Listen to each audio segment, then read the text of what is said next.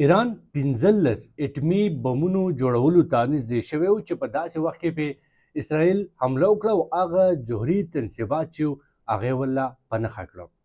په دې کې اسرائیل د ایران آرمي چیف یعنی کوم د مسلح فوج مشر چې هغه هم شهید کړی دی، ورسره د پاسداران انقلاب کمانډر ان چیف حسن سلامي او 2 نور جوهري ساینسدانان هم وژلي دي. ایران هم د 15 کسانو د مرګ تصدیق کړی دی، خو بل طرف ته ایرانی صدر هم سخت بیان جاری کړی دی. ویلي دي چې اسرائیل ځان دپاره د یو تلخ د یو بد قسمت انتخاب کړی دی او ایران به اوس د اسرائیل د دغه جارحیت ریټالیشن کوي، سخت ترین جواب به ورکوي. ایران صرف اسرائیل ته نه امریکې ته هم ډډه ورکړې ده او امریکې د دې حملو نه ځان سایلنټ کړی دی. د دې نه مخکې د امریکې خارجه وزیر او بیا ډونالډ ټرمپ دا بیان مخې ته راغلی دی چې امریکا په دې جنګ کې انوال نه ده، ککړ نه ده او نه غواړي چې په ایران باندې حملې وکړی شي. خو ایران دا سخت بیان چې کوم دی دا اوس د پوره مشرقي وسطا د حالات لپاره انتهایی خطرناک دی او پوره داسې ښکاري چې مشرقي وسطا کې حالات نور هم خرابېدی شي. د امریکې د ایران ترمنځ اټمي معاهده کوم جوهري معاهده چې وه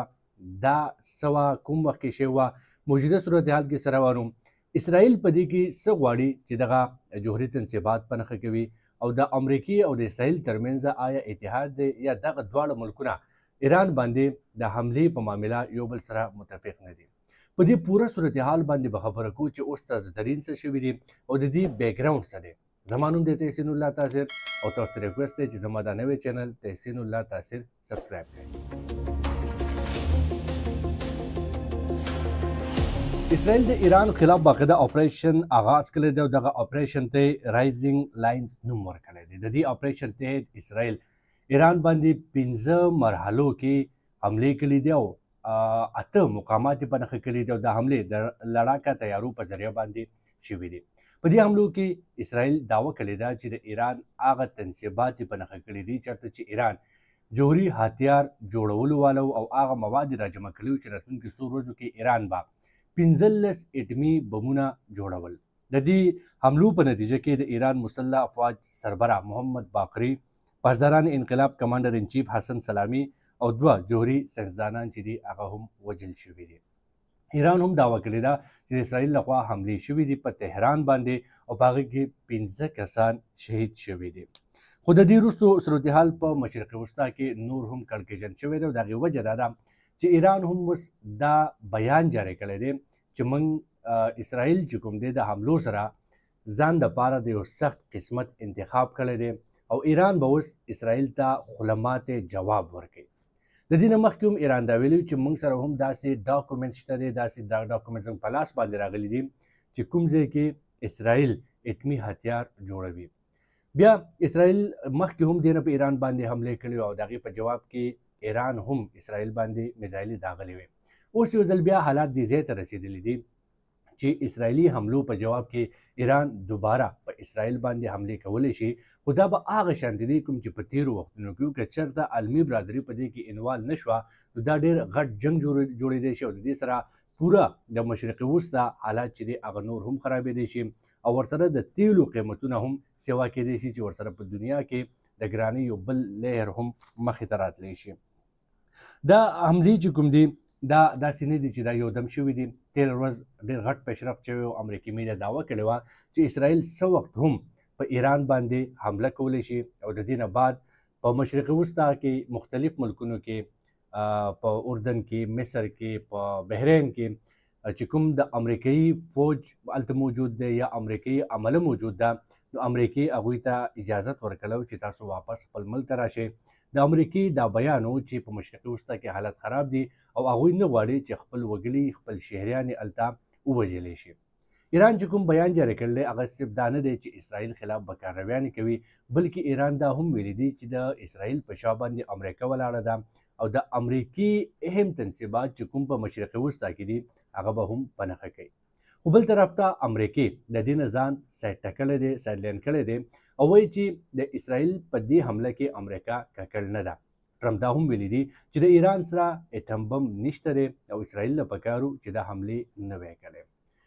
د ایران او د امریکې ترمنځ جوهري معاهده هم روانه وه. بل طرف ته اسرائیل دا وایي چې د اسرائیل وجود ته د ایران نه خطره ده او تر څو پورې چې دا خطره مکمل ختمه شوې نه وي تر هغې پورې به اسرائیل په ایران باندې حملې کوي. خو امریکا اسرائیل د دې حملو نه مخکې منع کوله. دا درې ملکونه دي، ایران، امریکا او اسرائیل، کوم چې په دې جنگ کې په فرنټ باندې دي. خو د امریکې موقف جدا دی، د اسرائیل موقف جدا دی. البته دواړه نه غواړي چې د ایران سره جوهري هتیار وي. په دې باندې که موږ لږ بیکګراونډ ته لاړ شو، نو ایران چې کله جوهري هتیار شروع کول 15-20 سال مخکې، اسرائیل ته په هغه وخت کې د ټول نه زیات په دې باندې تحفظات وو، ورسره ځینې عرب ملکونو ته هم تحفظات وو، خو اسرائیل په فرنټ باندې راغی. دغه شان امریکې ته هم په دې باندې تحفظات وو. بیا د باراک اوباما په دور کې یو معاهده وشوه 14 جولای 2015 کې، او دغه معاهده چې وه جاینټ کمپریهنسیو پلان اف ایکشن و. د دې مقصد دا و چې ایران به چې کوم جوهري هتیار دي دا به محدود کوي، اټم بم به نه جوړوي، کوم د یورینیم انریچمنټ چې دی دا به محدود کوي. او د دې په جواب کې ایران باندې چې څومره عالمي پابندیانې لګېدلې دي دغه پابندیانې به نرم کولی شي. په دغه معاهده باندې د امریکا او ایران په شمول P5+1 چې کوم ملکونه دي لکه جرمني، روس، برطانیه، فرانس او چین هم په دې باندې دستخط وکړ. او د دې نه بعد څه حده پورې ایران نه پابندیانې کمې شوې وې. خو چې بیا کله په 2018 کې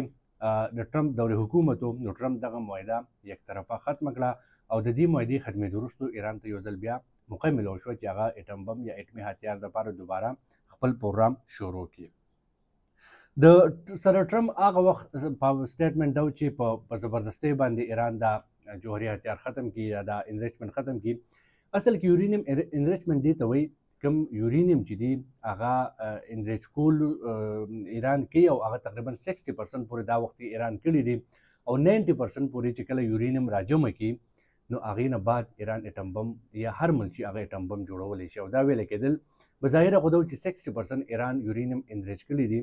خو داسې هم ویلی کېږي چې ایران ډېر زیات نږدې شوی او راتلونکي څو وخت کې ایران اټم بم تقریبا تیارونکی و، او دا یو نه بلکې 15 اټم بمونه.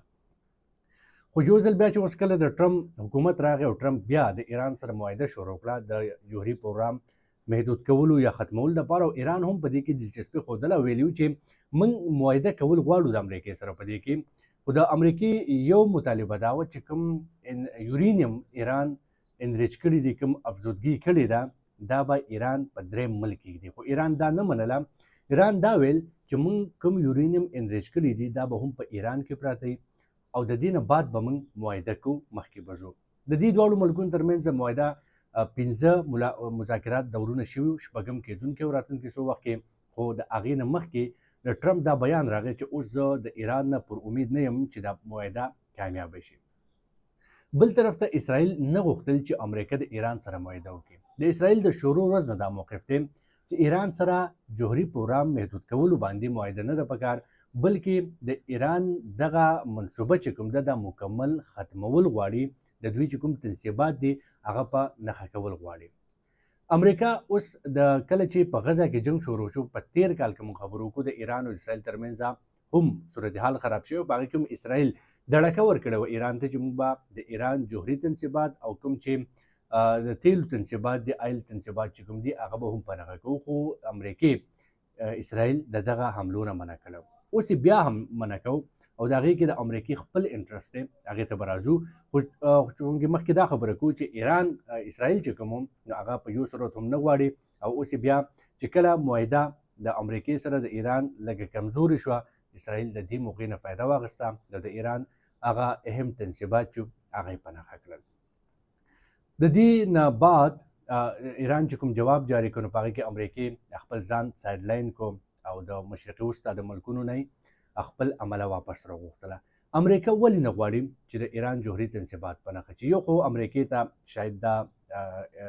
انټلیجنس معلومات ورسره وي چې ایران سره موجوده وخت اټم بم نشته دی، یا د ایران دومره کیپیسټي نشته دی چې هغه اټم بم جوړ کړي په موجوده صورتحال کې. بل د امریکې د ټول نه غټ انټرسټ په میډل ایسټ کې ټریډ دی، تجارت دی. د دې نه مخکې د امریکې زیات انحصار د میډل ایسټ د ملکونو په تیلو باندې و، خو چونکې اوس امریکې خپل تیل روباسلی دي نو د تیلو انحصار د میډل ایسټ باندې د امریکې ختم شوی دی، او موجوده وخت کې د ټول نه غټ انحصار د امریکې په میډل ایسټ کې یا عرب ملکونو کې په ټریډ باندې دی، تجارت باندې دی. څو ورځې مخکې به تاسو کتلي چې ټرمپ د میډل ایسټ د دریو ملکونو دوره هم وکړه او په هغې کې صرف سعودي داسې دی چې $1 ټریلیون انویسټمنټ په امریکا کې کول غواړي مختلف شعبو کې او ورسره د امریکې نه باسطه اخلي دغه شیان UAE او نور ملکونه به هم د امریکې سره دومره غټه سرمایه‌ګاري کوي نو که چېرته دا حالت خراب شو او امریکې دا سوچ وکړي چې اسرائیل په ایران حملو کوي ایران به په اسرائیل باندې کوي او بیا د ایران دا بیان چې کوم په عرب ملکونو کې د امریکې مهم اډې دي یا مهم تنصیبات دي هغه په نښه کوي نو دې سره به میډل ایسټ کې پوره حالت خراب شي او بیا دغه تجارت دغه ټریډ دغه سرمایه‌ګاري په داسې صورتحال کې به دومره مؤثر طریقې سره ممکن نه ده نو هغې ته د امریکې ته هم ټریډ نقصان رسېدی شو دا وجه وه چې امریکې نه غوښتل چې اسرائیل په دې وخت کې په ایران باندې حمله وکړي خو چونکې اسرائیل سره خپله یره وه او دغه حمله په هر صورت کې وکړه بیا که موږ خبرو وکړو تېر ورځ چې کوم دې حوالې سره یو غټ پیشرفت چې هغه انټرنیشنل اټامیک انرژي ایجنسي وه چې هغه د ایران د جوهري عدم پیلو خلاف ورزۍ الزام یې پرې لګو او بیا د ایران خلاف یو قرارداد پیش شو او دغه قرارداد د ایران خلاف منظور هم شو دا قرارداد چې کوم د 35 رکني بورډ اف گورنر یو بند کمره اجلاس وشو او په دغه اجلاس کې د قرارداد په حق کې 19 ووټونه راغلل د قرارداد په مخالفت کې 3 ووټونه راغلل 11 ارکان داسې وو چې هغه غیر حاضر وو او د دغه ایجنسۍ لخوا تقریبا 10 کاله بعد په 10 کالو کې په لومړي ځل باندې د ایران جوهري عدم پیلو خلاف ورزۍ الزام پرې ولګولی شو او باقاعده د ایران خلاف قرارداد پاس شو دا اوس لږ بیکګراوند د دې راتلونکي وخت کې به څه کېږي یقینا چې موجوده وخت کې موږ وګورو حالات ډېر زیات کړکېچن دي خو بیا هم دا توقع شته دی چې امریکا په دې کې یو مرکزي کردار ادا کړي او دغه معاملات تر ډېر حده پورې قابو کړي خو که تر څو پورې د ایران د جوابي حملې خبره ده ریټالیشن خبره ده نو ایران به خامخا د اسرائیل خلاف کاروي کوي او هغه به هم میبي چې ډېر په غټ سکیل باندې نه که چېرته معاملات مذاکرات طرف ته ځي بیا په غټ سکیل نه